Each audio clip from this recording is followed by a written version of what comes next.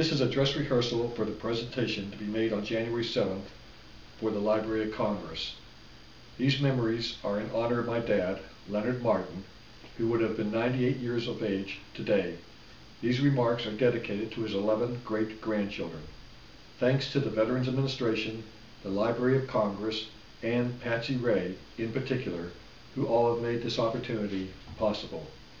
This is the story as I know of it regarding my dad, Leonard Martin, United States Navy.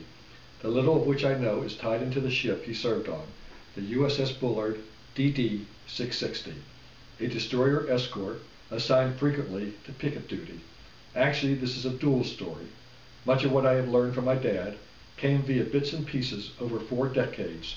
He was very reluctant to talk about anything during that South Pacific era, usually changing the subject even when asked a direct question. However, over a period of time, this story and these following exhibits all came together. My dad received his draft notice. Although he was of the age, married with 2 children, my sister and me, to be excluded from military service, Dad opted to serve his country believing it was the right thing to do. Dad told me at the recruiting office the men were all lined up. The first group of men in line were told they were going into the Marines. Beginning with my dad, who was the next man in the same line, all of the remainder of the men were going into the Navy. Dad's first assignment was to the United States Naval Training Station, Great Lakes, Illinois. This Exhibit 1 shows Dad with his mates in their graduating class photo. Exhibits 2, 3, and 4 are the following. 1 is the Blue Jackets manual given to the class at the Naval Training Station. Dad's name is inside the front cover. Leonard Martin, A.S., Company 653. Readings from the Holy Scriptures of Jewish soldiers and sailors. Jewish calendar for soldiers and sailors. Much of my dad's story is related to a ship, the USS Bullard. The officers and men knew their ship well when she tore into 150 Japanese torpedo bombers off of Rabaul, who knew her when she fought fires on the stricken carrier USS Franklin. From so close aboard, they could smell the death. When she fired the suicide planes by the score off of Okinawa, when she steamed in for the first naval bombardment of the Japanese homeland, and when she shot down her last kamikaze hours after the war with Japan had officially ended. Dad told me that the Bullard could make better than 40 land miles an hour through the long swells off of Japan. The ship never pampered the men like today's ships. Sleep was very hard to get. Food sometimes ran quite low, but the work never did. Dad said there was lots of cussing aboard the ship, but the men always did their job. My dad, Leonard Martin, was just one sailor aboard the USS Bullard. My dad wasn't a hero. He just did his job, which varied from being the ship's mailman to being the gunner's mate when needed on the #1 gun located on the bow. Therefore, to tell you a little about what my dad did has to go virtually hand in glove with the Bullard. Exhibit 5, the hardcover book entitled The Bullard. Inside on the first page is a picture of the USS Bullard. #1 gun on the bow was one of Dad's duties. Page 5 states, feature writers, which included L. Martin, M.A., M3C. Page 16 shows a picture of my dad with other sailors, the caption being, Jap sighted. Page 37 shows a picture of my dad with others in the deck division. Page 65 shows a picture of my dad in a 4x4 area, formerly the ammo room, now a mail room, with the caption of Martin's Moment. Page 81 shows my dad's name, L. Martin, 101 8th Street, McKeesport, Pennsylvania. The Japanese still were in control on April 9, 1943, when the Bullard went into commission, all 2,100 fighting tons of her. She was named for Rear Admiral Richard Bullard, who was actually a pioneer leader in the development of radio. Her first captain was Commander Roy Hartwig, United States Navy of Washington, D.C. In August of 1943, with Commander B.W. Freund, United States Navy of Portsmouth, Virginia, as captain, the Bullard set course for the Pacific. Her first action came on October 5th and 6th, when she screened carriers whose planes blasted Wake Island. She saw her first Japanese on Armistice Day 1943 while supporting carrier strikes against Rabaul. The Japanese came out with 150 torpedo planes in the largest attack of the kind ever launched against the United States Navy. It is my understanding from my dad that the Bullard and her men proved themselves. When this wild battle ended, the Bullard had 3 Kates. All were seen to flame and flash. The never-ending training and the plain guts of the entire complement of men, including my dad, paid off. The next stop was Tawara.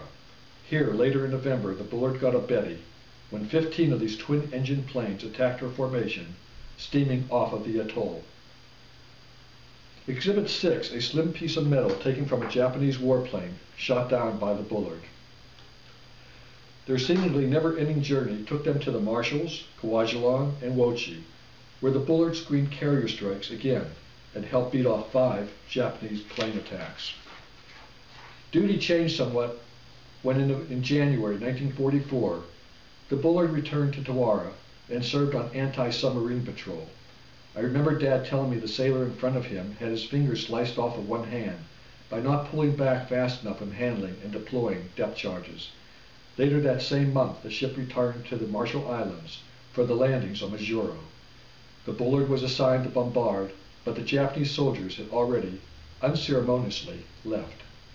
At this point, I can only imagine what it was like for my dad, who was born in Monessen, Pennsylvania, and raised in Pittsburgh, Pennsylvania, one of 8 children, whose father, a blacksmith, died when my dad was only 3 years of age.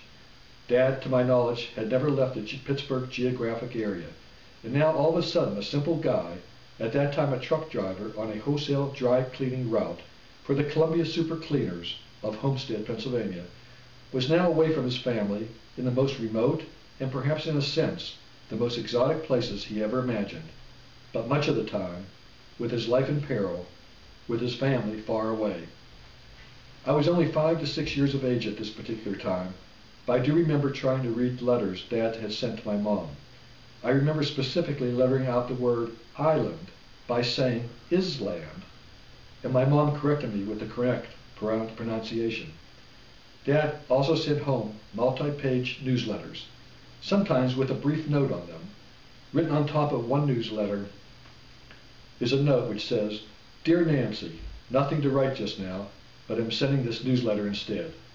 Love, Leonard." Also in these newsletters, which are extremely fragile and brown from age, is the following. Quote, "All day long the crew has been waiting for the mail that they all know is in the vicinity. We pull alongside another ship and word comes over that they have mail. A shout goes up from the crew aboard our ship. But the catch comes when the mail is found to be for everyone but us. Comes evening and word is passed over the IMC. 2nd Division, stand by on the fantail to receive Uncle Sugar mail." Where the decks had been vacant a few moments ago, they are now alive with boisterous activity. The question is, how many sacks are we getting? Someone says 18, another says 23, another 40. The lines come across and bag after bag is transferred. Even the snipes help man the whip. Mail is being distributed, and everyone is occupied with thoughts thousands of miles away. News, good and bad. A new daughter here, a new son there, a girlfriend married here, news of a buddy's death there, some with many letters, more with a few. All is quiet as the gang read through their mail. Once, then, the eternal search for more begins anew. End quote. In another newsletter, the page is brittle with age, is "Dirt from the Decks" by Martin, saying, quote, "Seeing there is no chaplain aboard, Martin is planning a column of gripes and groans. Just drop your pet beefs in the mailbox, in the messing compartment, and he'll take it from there." Volume 1, number 9 is collected from the mailbox by Martin. Walking down the street of hometown McKeesport, Pennsylvania with my mother and baby sister, Gail Eileen, every time my little sister saw a sailor in uniform, she'd yell out, "Daddy, Daddy," much to our mother's embarrassment. Exhibit 8.